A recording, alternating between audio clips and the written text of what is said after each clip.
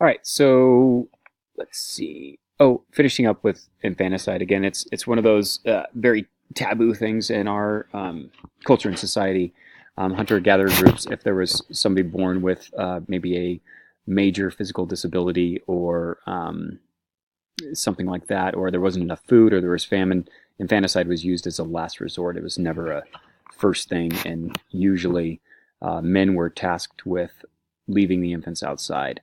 Um, at least in terms of what I've read, that's kind of the case, especially in the Arctic, where food and resources were tougher to find.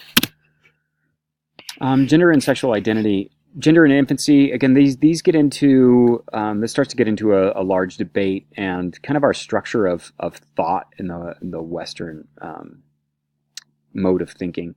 Um, in reality, what we have is three different things, and in our society, we tend to we lump them together.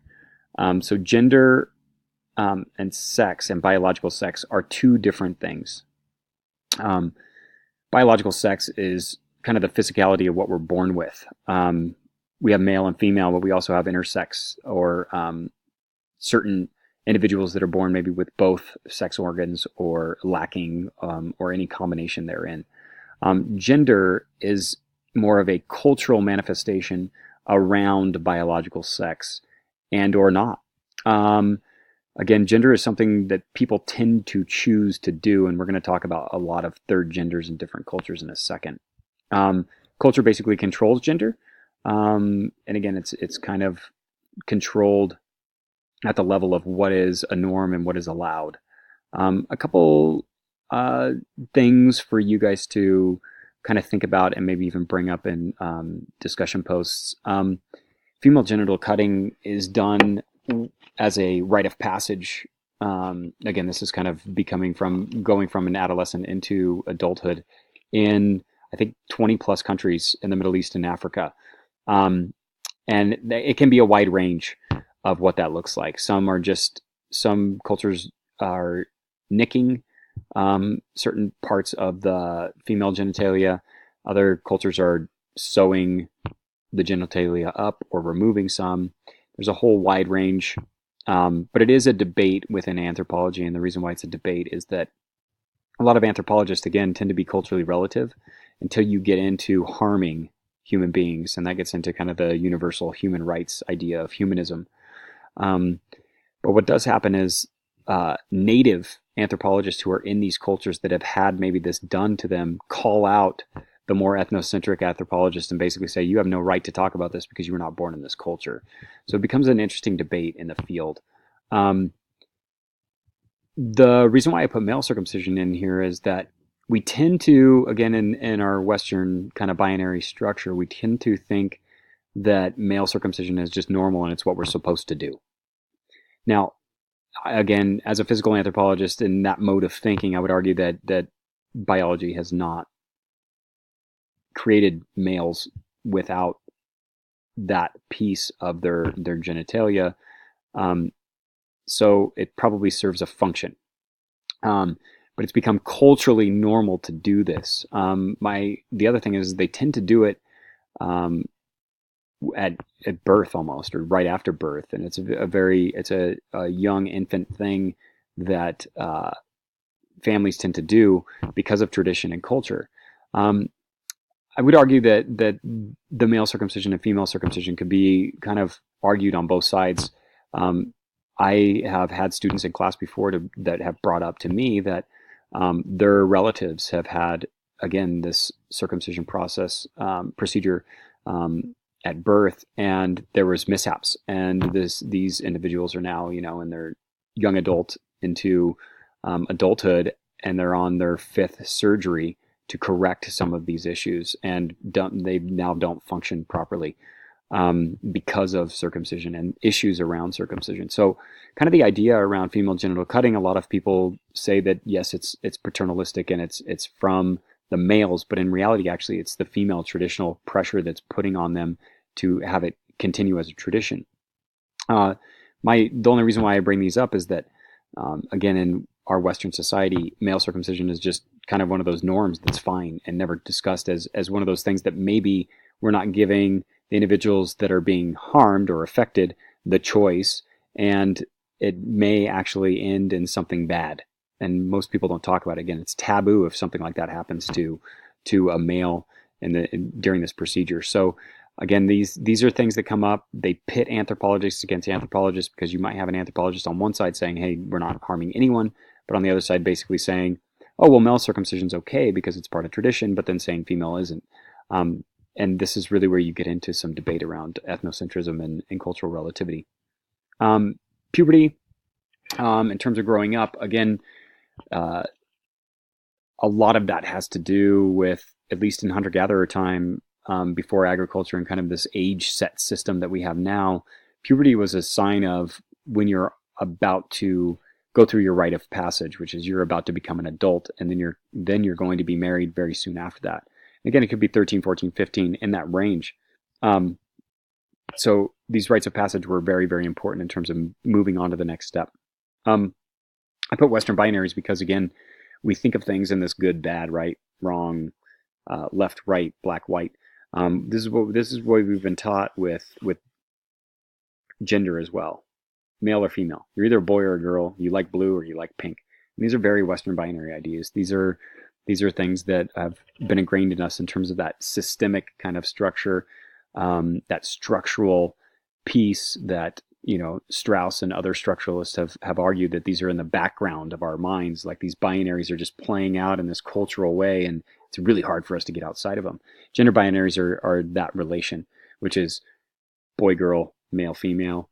And again, biological sex doesn't necessarily mean gender, but we've lumped them together. We're now in America just now kind of having these conversations around third genders, cisgender. There's a bunch of movement to kind of accept that, human beings haven't always ordered themselves in this way. And as we're going to discuss in the next few slides, we'll see other cultures that actually accept kind of third genders. And the first is the Fa'afafine. The Fa'afafine is a Samoan third gender, born male, and it's sometimes chosen by family if there's not enough females. So if, again, this is out of function to a certain degree if there's not enough females in the family, and this was the case in a lot of Samoa, then they would basically take that role on in the kitchen, and kind of families would promote individuals to become Fa'afafine. So they're not gay necessarily, as Samoans don't believe in homosexuality. So again, this would be our own binary structure.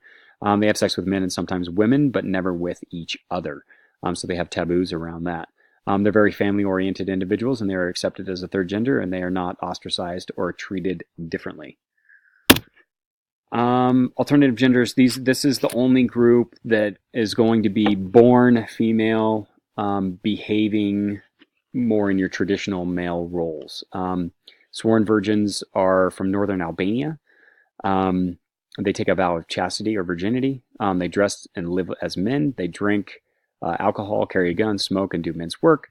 And one of the kind of functionalist approaches here is that the only way out of a family arranged marriage is to become a sworn virgin. And it's also the only way to inherit wealth from your family if there is no male heir. So let's say that a family has land and they have two girls. Having one of those girls become a sworn virgin would ensure that they are able to keep the land of the family. Hijras. Hijras probably represent the largest population of a third gender, and they're in the area of the kind of South Asia area of Pakistan, India, Bangladesh. They're born intersex or male, and they tend to dress more effeminate. There's 5 to 6 million in India alone. They've been part of culture since antiquity. They do have lower status and live on the fringes of society. They get money from sex work ceremonies and begging. But there are certain gods and temples that the Hijras are welcomed and kind of serve in. But again, this is born more on the intersex or male side and behaving more on the traditional female role. Alternative genders in terms of the Native Americans. Again, this is kind of a fascinating piece because they're, in terms of structure, they have a lot of movement across gender roles. They are called Two-Spirit or Bardash. Bardash is the old term. Native North Americans, we had about at least 130 different tribes that had two spirits as part of them. Not only It's not only about who they have sex with, but what gender they identify with. And it's a lot of times they served a sacred or spiritual ceremonial role. Male two spirits, so you could be born male but behaving more female, can participate in all male activities like war and sweat lodge, and also participate in women's activities. So you basically have free range.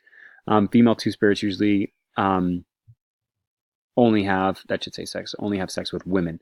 But the interesting thing about two spirits is they tend to be more revered than a lot of the other third genders we look at cross-culturally. In fact, the Kwayasu or the Nuwa people here, I've been told the last chief was actually a two spirit.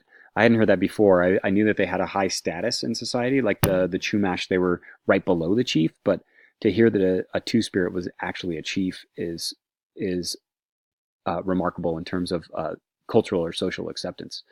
So again, 130 different tribes. Those are the ones that kind of admitted to it or were studied enough. So very like broad group of people. The Kathoeey in Thailand, and I've visited Thailand, and actually most people, there's an accepted term for these individuals. The Kathoeey is kind of the proper term. Ladyboys is another term that you'll hear. They're effeminate gay males in Thailand. They're intersex. They tend to work in cosmetic salons or sex workers, and a lot of them end up going through medical procedures to reduce Adam's apples and breast implants and hormones. Again, very accepted in the Thai culture as well. So personality and life cycle. We're kind of moving on into different areas outside of the gender, sex, and sexuality piece, but it's definitely related. In terms of personality and being a child and child rearing and all those things, it's important to think about self.